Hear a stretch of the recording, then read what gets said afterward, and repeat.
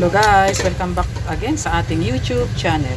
So for today's video ay magluluto lang tayo ng simpleng luto sa hipon. Ito guys ay ating iluluto sa asin.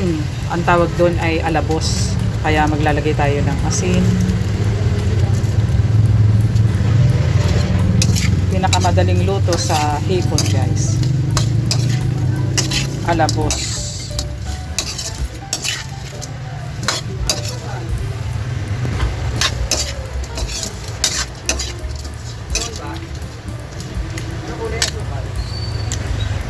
Ito guys ay atin siya munang tatakpan.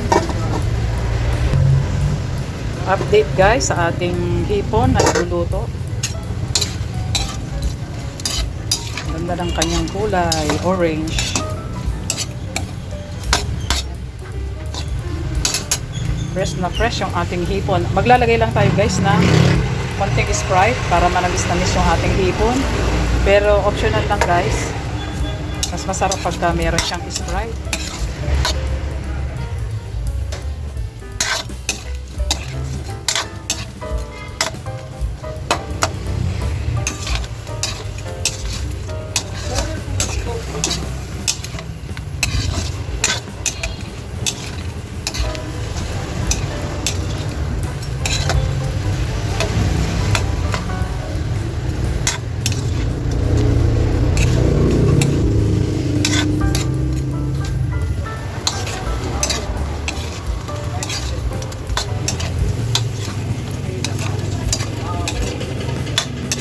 Ayan guys, okay na itong ating mga hipon guys.